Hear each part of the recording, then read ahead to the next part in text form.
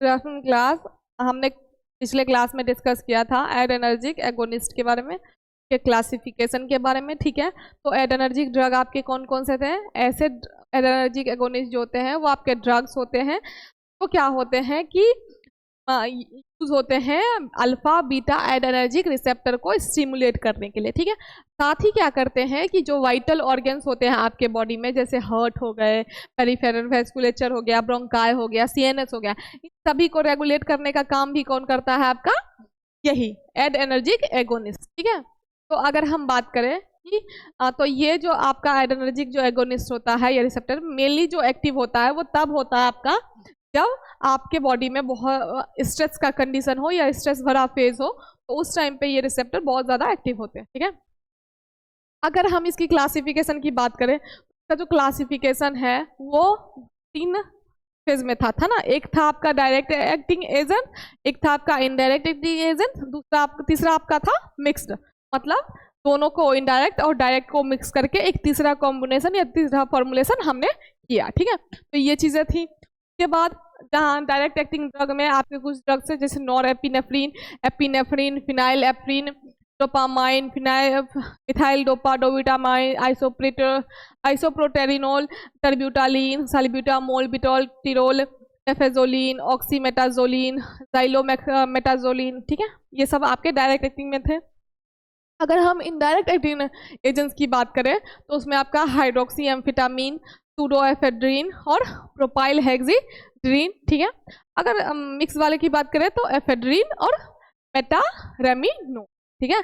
ये सब आपके ड्रग्स थे, ठीक है। वही बात हो गया, ये भी आपका वही है एड्रेनर्जिक एगोनिस्ट जो आपने ऊपर पढ़ा, ठीक है। ये आपके हो गए इनडायरेक्ट एक्टिंग, और डायरेक्ट एक्टिंग जो आपने ऊपर पढ़ा, ठीक है, वही थे आपको हाइड्रोक्सी एम्फेटामिन थे और प्रोपाइल हेक्सिड्रिन थे इनडायरेक्ट वाले में, और इस मिक्स वाले में एफेड्रिन और मेटारेमिनोल थे, ठीक है। हाँ, अब हम देख लेते हैं, सबसे पहले आज डिस्कस कर लेते हैं हम कि कैटिकोलामाइंस क्या होते हैं। क्या आपके जो कैटिकोलामाइंस क्या होते हैं? तो कैटिकोलामाइंस जो होते हैं वो ऐसे कंपाउंड्स जिनके पास हाइड्रोक्सी ग्रुप जो होता है वो 3rd या 4th पोजीशन पे बेंजीन रिंग में अटैच हो, तो ऐसे कंपाउंड को हम कैटिकोलामाइंस बोलेंगे, ठीक है। कि मान लो एक बेंजीन रिंग है आपके पास, उस बेंजीन रिंग में अगर क्या कहते हैं हाइड्रोक्सी ग्रुप, मतलब OH ग्रुप जो है वो 3rd या 4th पोजीशन पे अटैच है, तो उसको हम क्या कहेंगे? कैटिकोलामाइंस, ठीक है। ऐसे कंपाउंड को, जैसा कि आप ये स्ट्रक्चर देख रहे हो, ये कैटिकोलामाइन का बेसिक स्ट्रक्चर है जहाँ पे आपका OH ग्रुप अटैच है, ठीक है। तो ये आपका क्या कहलाएगा? कैटिकोलामाइंस। तो यहीं से अब आपका आगे चैप्टर शुरू होगा, ठीक है, जिसमें से सबसे पहले आपका आएगा एपिनेफ्रिन। क्या आएगा? एपिनेफ्रिन, जिसको आप एड्रीनलिन भी बोलते हो। क्या बोलते हो?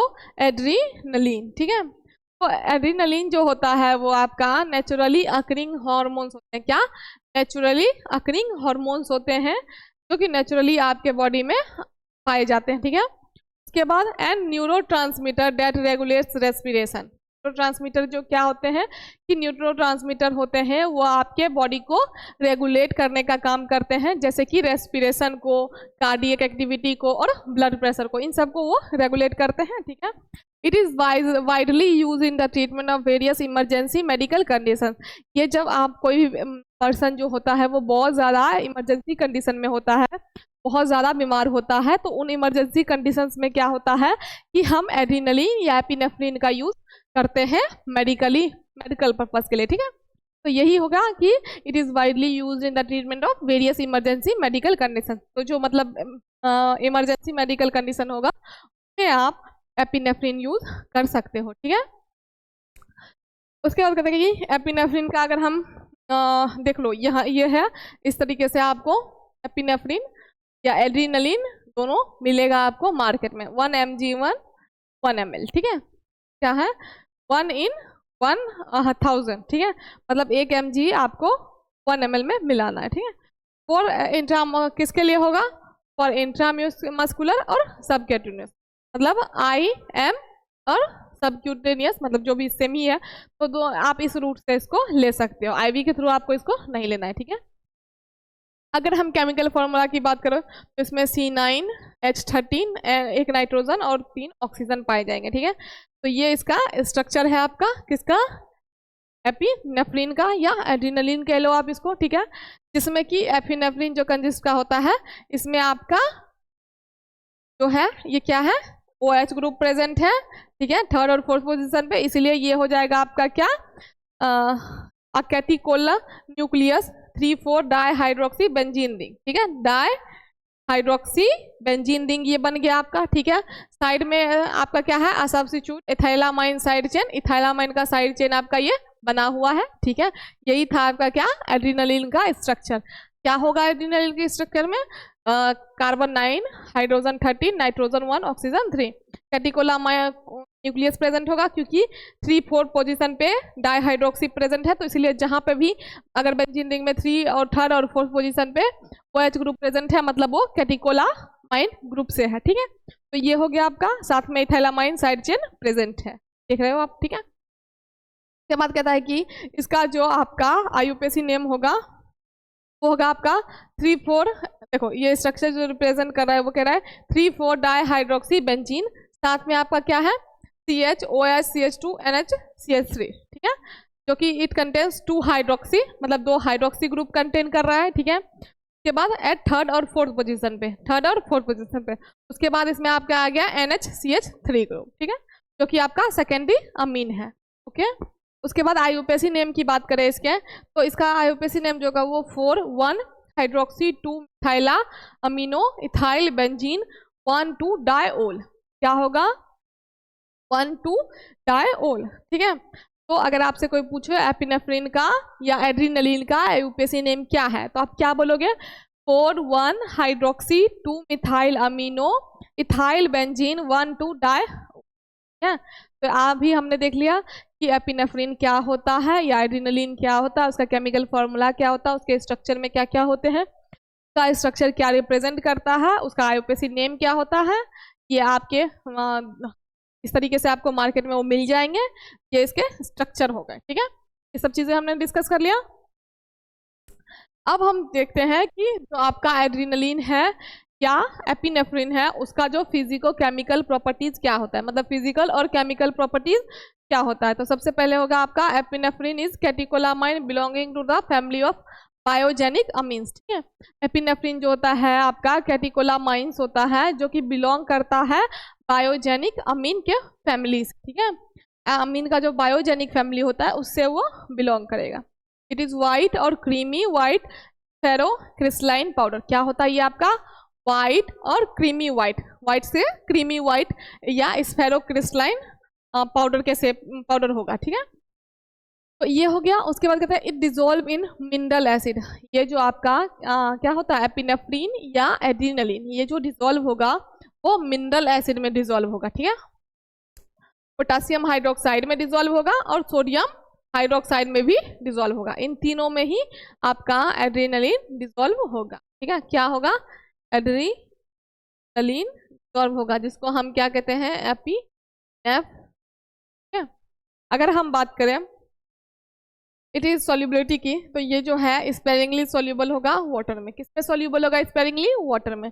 It is insoluble in ethanol and ether, ether और इथेनॉल में इनसॉल्युबल होगा, मतलब इसमें सॉल्युबल नहीं होगा। फार्माकोलॉजिकली इट एक्ट एज, कैसे एज फार्माकोलॉजिकली एक्ट करता है, तो एज अ सिंपैथोमाइमेटिक और ब्रोंकोलाइटिक और एंटी अस्थमेटिक एजेंट, ठीक है। तो आप इसको एज अ सिंपैथोमाइमेटिक यूज कर सकते हो या ब्रोंकोलाइटिक एजेंट के तौर पे यूज कर सकते हो या फिर एंटी अस्थमेटिक एजेंट के तौर पे, तो ये सब चीज कंडीशन में आप इसको यूज कर सकते हो। कहते हैं कि फार्मास्यूटिकल फॉर्मुलेशन, तो इसका जो फार्मास्यूटिकल फॉर्मुलेशन आता है एपिनेफ्रिन का वो IV के फॉर्म में आता है, इंडोट्रेकियल में मतलब ट्रेकिया में। उसके बाद इंट्रा ओसियस मतलब एक्टिव बोन मैरो में आप इसको ले सकते हो और IM, ठीक है। ये सारे इसके क्या है फॉर्मुलेशन है जिसको आप जिसके तौर पे आप यूज कर सकते हो, चाहे इसको आप IV के तरह यूज करो, चाहे आप इसको एंडोट्रेकियल के तौर पे यूज करो, चाहे आप इसको इंट्रा ओसियस मतलब एक्टिव बोन मैरो में ले लो, उसके बाद इंट्रा मस्कुलर मतलब IM के थ्रू लो, ठीक है। ये चारों फॉर्म में आपको मार्केट में प्रेजेंट मिलेंगे, ठीक है। क्या, एड्रीनलिन और एपिनेफ्रिन जिसको आप कहते हो, ठीक है। उसके बाद आपका आ गया पॉपुलर ब्रांड नेम, क्या आया, पॉपुलर ब्रांड नेम। तो वेसोकोन, ठीक है, इसके पॉपुलर ब्रांड नेम हो गए एपीबैस, ठीक है, क्या, एपीबैस, ये हो गया 2 नाम। उसके बाद डोज की अगर हम बात करें तो डोज जो इसका है, यूजुअल डोज जो है, मतलब नॉर्मली डोज जो है 0.3 टू 0.5 mg सबक्यूटेनियसली है, मतलब IM से अगर लेना चाहते हो आप तो may be repeated every 5 to 10 minutes if necessary. आप इसको 5 से 10 मिनट के बाद इसको रिपीट कर सकते हो अगर बहुत ज़्यादा ज़रूरत हो तो, ठीक है। उसके बाद मेडिसिनल यूज इसका क्या क्या है, एलर्जिक रिएक्शन, मतलब अगर आपके बॉडी में कोई एलर्जिक रिएक्शन हुआ तो आप उसके लिए ले लो, या एनाफाइलेक्सिस के लिए ले लो, कार्डियक अरेस्ट के लिए ले लो, और सुपरफिशियल ब्लीडिंग के लिए ले लो। तो अगर आपसे कोई पूछे कि एड्रीनलिन और एपिनेफ्रिन का यूज हम किस में करेंगे, तो एलर्जिक रिएक्शन में करेंगे, एनाफाइलेक्सिस में करेंगे, कार्डियक अरेस्ट में करेंगे, और सुपरफिशियल ब्लीडिंग में करेंगे, ठीक है। अगर हम इसकी स्टेबिलिटी और स्टोरेज की बात करें तो इसकी जो स्टेबिलिटी और स्टोरेज होगी, इसको आप स्टोर कर सकते हो किस पे, between 20 degree Celsius to 5 degree Celsius. कहाँ पे स्टोर करके रख सकते हो, 20 degree Celsius to 25 degree Celsius. अब हम इसको क्या करेंगे, प्रोटेक्ट करेंगे किससे, लाइट से, डायरेक्ट लाइट से इसको प्रोटेक्ट करके रखना है। तो फ्रीज नहीं करना है, मतलब आपको फ्रीजर में इसको नहीं डालना है, फ्रीज में डाल के इसको यूज नहीं करना है। उसके बाद do not use if solution is coloured, अगर ये सॉल्यूशन जो है कलर्ड है तो उसको यूज मत करो, क्लाउडी है तो भी यूज मत करो, और अगर कोई इसमें पार्टिकल है तो भी इसको यूज मत करो, ठीक है। अगर स्टोरेज कंडीशन, मतलब स्टोर करके रखने के बाद उसमें आपको किसी तरीके का कलर चेंज दिख रहा है, या क्लाउडी दिख रहा है, या उसमें छोटे छोटे मैटर्स दिख रहे हैं आपको, तो आप उसको यूज मत करो, ठीक है। ये तो था एपिनेफ्रिन की बात, ठीक है। अब आया आपका नोरएपिनेफ्रिन, ठीक है, क्या आया, नोरएपिनेफ्रिन, जिसको आप कहते हैं नोर एड्रीनलिन या NA या NE। NA मतलब नोर एड्रीनलिन और NE मतलब नोर एपिनेफ्रिन, ठीक है। कहते हैं कि norepinephrine is use increase blood pressure in case of severe hypotension and act as vasoconstrictor in certain dental anaesthetics, ठीक है। अब देखो ये जो नोर एपिनेफ्रिन होता है ना, वो ब्लड प्रेशर को क्या करता है, इंक्रीज करता है। मान लो कि जिसको लो बीपी का प्रॉब्लम हो, हाइपोटेंशन हो, तो हम क्या कहते हैं, हाइपोटेंशन, जिसमें क्या होता है, लो बीपी का प्रॉब्लम होता है, जिसका बीपी बहुत ज्यादा क्या होता है, लो होता है, क्या। तो ऐसे कंडीशन में आप क्या यूज करोगी, नोर एपिनेफ्रिन या नोर एड्रीनलिन, ठीक है। कहता है कि and act as vasoconstrictor in certain dental anaesthetic, ठीक है। जब आपको डेंटल सर्जरी वगैरह हो रहा है तो उस टाइम अगर डेंटल एनेस्थेटिक की बात की जाए तो उस टाइम पे ये एज अ वेसो कॉन्स्ट्रिक्टर का काम करता है, ठीक है। तो इसलिए आप उस टाइम एज अ इसको डेंटल एनेस्थेटिक भी यूज कर सकते हो, एनेस्थेसिया के टाइम पे यूज कर सकते हो, ठीक है। केमिकल फॉर्मूला की अगर हम बात करें नोरएपिनेफ्रिन का, केमिकल फॉर्मूला इसका क्या होगा, C8 मतलब 8 कार्बन होंगे, हाइड्रोजन 11 होंगे, 1 नाइट्रोजन होगा और 3 ऑक्सीजन होगा, ठीक है। स्ट्रक्चर की बात करें तो ये आप इसका स्ट्रक्चर देख ही रहे हो, कहता है कि नोरएपिनेफ्रिन कंसिस्ट ऑफ कैटिकोला न्यूक्लियस। अब ऑब्वियस ही बात है OH ग्रुप इसमें प्रेजेंट है, ठीक है। तो इसलिए 3,4 पे डाईहाइड्रोक्सी ग्रुप प्रेजेंट है, तो इसलिए क्या हो गया 3,4 dihydroxy benzene ring, benzene ring के साथ अटैच है इसलिए डाईहाइड्रोक्सी बेंजीन रिंग, ठीक है। अब प्राइमरी अमीन साइड चेन, एक उसके बाद इसके साथ एक क्या कहते हैं, अमीन का साइड चेन बना हुआ है, ठीक है। तो इस स्ट्रक्चर जो है वो रिप्रेजेंट कर रहा है, ये तो कर ही रहा है कि 3,4 पोजीशन पे डाईहाइड्रोक्सी बेंजीन हाइड्रोक्सी अटैच है, साथ में क्या है CHOH CH2 NH2, हाँ। It differs from epinephrine by absence of methyl group, ये जो है एपिनेफ्रिन से डिफरेंस है क्योंकि उस यहाँ पे क्या है, मिथाइल ग्रुप जो है एब्सेंस है ऑन द अमीनो नाइट्रोजन, ठीक है। अमीन ग्रुप के साथ यहाँ पे मिथाइल ग्रुप जो है वो एब्सेंट है, इसीलिए एपिनेफ्रिन से ये डिफरेंट है, ठीक है। अगर इसकी आईयूपीएसी नेम की बात करें हम तो 4,2 अमीनो 1 हाइड्रोक्सी बेंजीन 1,2 डाइओल, ठीक है। ये हो गया आपका आईयूपीएसी नोमेनक्लेचर। तो अगर आपसे कोई पूछे नोरएपिनेफ्रिन या नोर एड्रीनलिन का आईयूपीएसी नेम क्या है तो आप बोलोगे 4,2 amino 1 hydroxy ethyl benzene 1,2 diol है, ठीक है। ये आप देख ही रहे हो, नॉरएड्रेनालिन बिटाट्रेट इंजेक्शन, जिसको हम स्टेराइल नॉन एड्रेनालिन कंसंट्रेशन में है, तो ये आपको मिल जाएगा किसमें, मार्केट में इजीली, आईवी के फॉर्म में भी मिल जाएगा, ठीक है। तो ये था नोरेपिनेफ्रिन, जिसमें हमने नोरेपिनेफ्रिन के बारे में पढ़ लिया कि ये जो लो ब्लड प्रेशर होता है उसको ठीक करता है और क्या करता है, एज अ वेजोकंस्ट्रिक्टर का काम करता है किसमें, डेंटल एनेस्थेसिया में, ठीक है।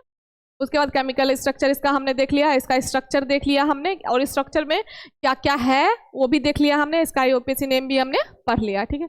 अभी हम देखते हैं फिजिको केमिकल प्रॉपर्टीज, ठीक है। फिजिको केमिकल प्रॉपर्टीज मतलब फिजिकल और केमिकल प्रॉपर्टीज।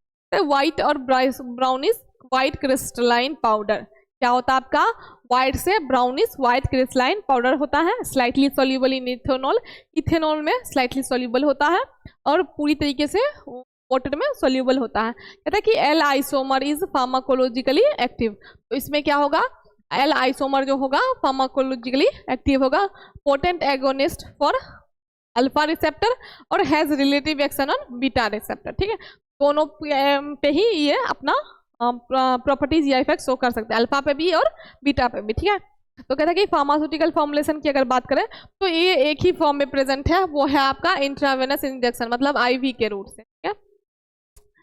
उसके बाद जबकि आपका जो वो था वो आपका आईएम सबक्यूटेनियस, दोनों ही रूट से आप ले सकते हैं, ठीक है। उसके बाद स्टेबिलिटी और स्टोरेज की बात करें तो इसको आप रूम टेम्परेचर पे स्टोर कर सकते हो, लाइट से आपको इसको भी दूर रखना है, ठीक है। यही है इसका स्टेबिलिटी और स्टोरेज कंडीशन, ठीक। अगर पॉपुलर ब्रांड नेम की बात करें तो पॉपुलर ब्रांड इसका नाम एडिरेन, नोरिन और वेरालिन, ठीक है। कौन कौन से, एडिरेन, नोरिन और वेरालिन, 3 ब्रांड नेम है इसके पॉपुलर।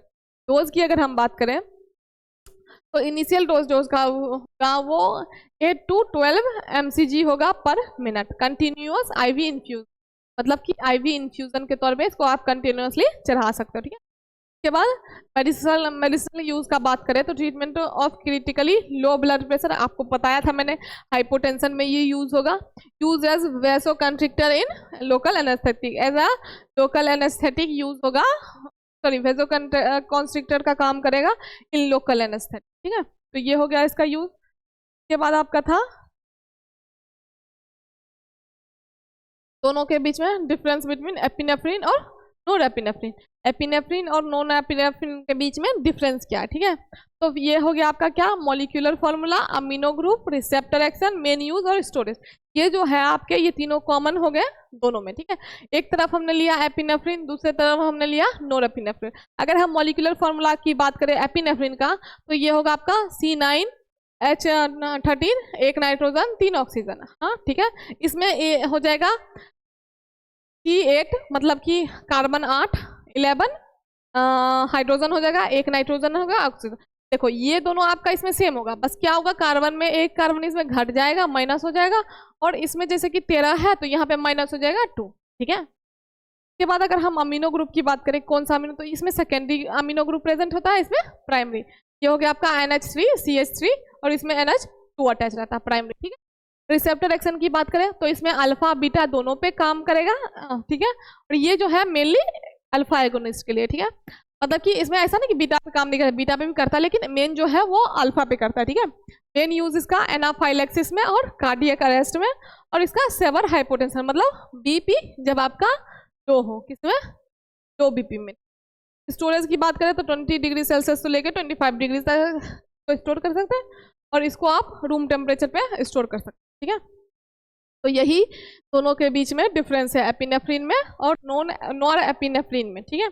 तो आज हमने देख लिया एपिनेफ्रिन क्या होता है और नॉन एपिनेफ्रिन क्या होता है, दोनों के बीच का हमने डिफरेंस भी देख लिया, ठीक है।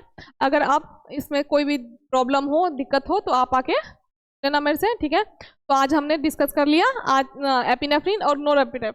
आज के लिए इतना ही, कल के क्लास में अब नेक्स्ट टॉपिक हम डिस्कस करेंगे, ठीक है।